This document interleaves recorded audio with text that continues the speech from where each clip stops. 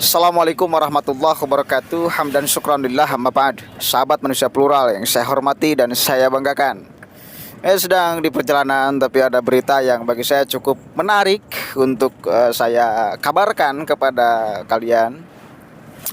Kita tahu sama-sama kemarin itu banyak tuduhan yang sangat miring kepada KPU. Pokoknya katanya Anies ini dijegal dan sebagainya ya. Ya mirip-mirip lah dengan Partai Umat ketika kemarin tidak lolos, bukan tidak diloloskan ya, tidak lolos.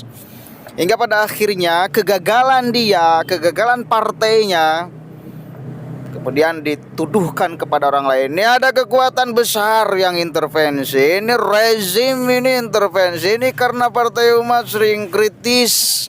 Akhirnya tidak diloloskan menjadi partai peserta pemilu 2024. Itu mirip-mirip lah, mirip-mirip ya. Mereka seolah-olah terzolimi. Biar apa? Biar mendapatkan simpati publik. Nah, ketika KPU dituduh seperti itu dan akhirnya ketua KPU angkat bicara, karena ya salah satu yang tertuduh itu Hasyim Asy'ari ya. Dan beliau memberikan jawaban menohok. Tahu menohok gak? Bahasa sadisnya itu nampar tuh kepada pendukung Anies yang mengatakan bahwa Anies itu dijegal oleh KPU. Kita baca nih ya. Beritanya dari Fajar. Bukan Fajar Satria ya. Di sini ada namanya Fajar Satria. Pahlawan Ciamis tuh. Hasyim Asy'ari dituding ikut jegal Anies menuju Pilpres 2024. Hasyim Asy'ari tegaskan, bagi KPU dia bukan siapa-siapa. Catat ya, Anies bagi KPU itu bukan siapa-siapa. Ini kalimat ideal loh. Jangan satu kali lagi jangan dibuat baper, karena mulai ini Refli Harun kan angkat soal KPU. Ini KPU ini pasti curang dan sebagainya. Gimana sih? Biasa sebetulnya ya. Dalam setiap pemilu yang kalah itu gugat ya, meskipun pada akhirnya kalah juga. Lanjut nih, kita baca nih ya. Ketua Komisi Pemilihan Umum KPU Hasyim Asy'ari menjawab tudingan KPU berusaha menjegal Anies Baswedan untuk mencalonkan diri sebagai calon presiden.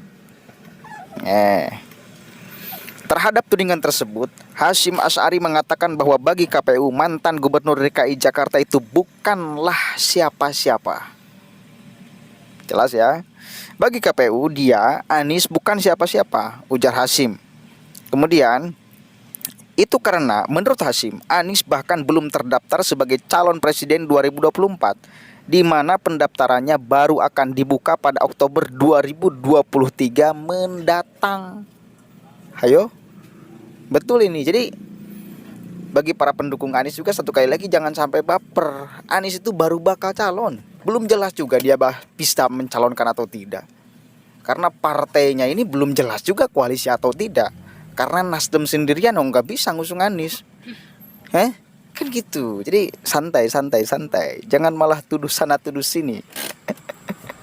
Kegagalan itu mestinya menjadikan seseorang itu introspeksi diri. Bukan malah tampar sana tampar sini, sudutkan sana sudutkan sini, biar kesalahannya tidak terlihat di dirinya. Biar kemudian ya kegagalannya tidak nampak di dirinya. Kegagalan dia kemudian dituduhkan kepada orang lain. Ini kan kurang ajar juga yang seperti ini. Lanjut nih. Oleh karena itu, ia menganggap Anies bukan siapa-siapa bagi KPU.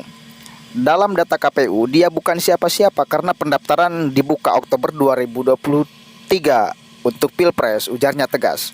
Pun terkait safari yang dilakukan Anies, KPU hanya menganggap Anies sebagai warga negara yang berhak melakukan hal tersebut. Dia WNI yang berhak kesana kemari, silakan saja, ujarnya. Namun, kondisi tersebut bisa berubah seandainya pada 2023 Oktober ya mendatang Anies mendaftarkan diri sebagai bakal calon presiden. Itu karena Dalam aturan KPU, peserta Pilpres yang telah terdaftar akan mendapat perlakuan berbeda sebagai warga negara, termasuk dalam hal pengamanan oleh aparat. Bagi KPU, sekarang Pak Anies bukan siapa-siapa kecuali jika sejak 23 Oktober 2023 Pak Anies mendaftarkan diri sebagai bakal calon presiden. Itu jadi tanggung jawab KPU, ujarnya.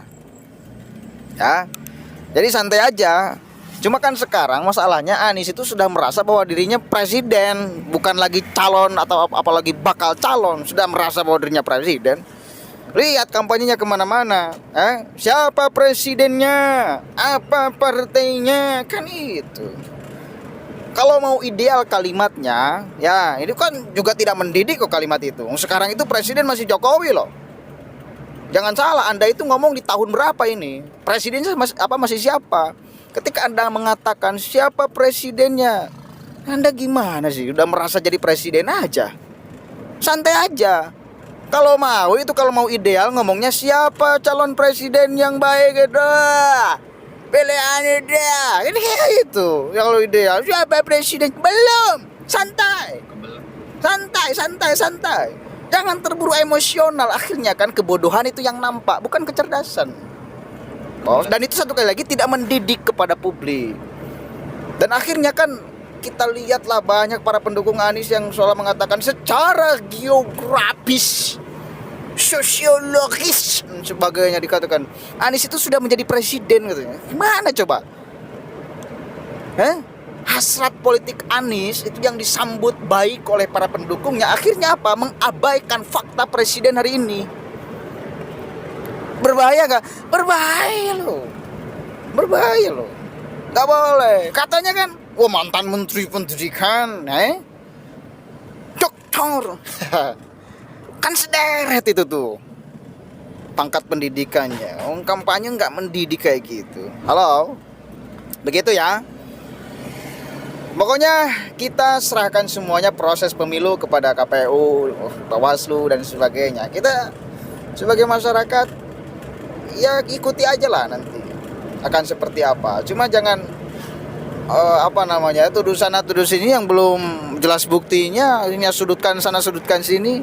Termasuk kemarin yang diucapkan oleh Presiden Jokowi kan, kalau nanti ada yang nggak jadi koalisi, jangan sampai menyalahkan istana, jangan sampai menyalahkan presiden. Itu bos.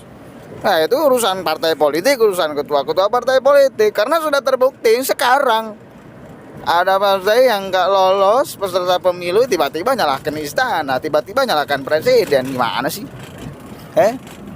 Padahal itu kan verifikasi faktual. Bisa kelihatan lah oleh mata bagaimana ya yang benarnya. Itu saya yang bisa sampaikan. Mudah-mudahan ada manfaatnya. Intinya saya mendukung apa yang menjadi statement KPU. Sekarang itu Anies bukan siapa-siapa ya. Catat ya, bukan siapa-siapa. Jangan merasa Anda siapa-siapa. Belum, bukan siapa-siapa. Assalamualaikum warahmatullahi wabarakatuh. Salam perdamaian.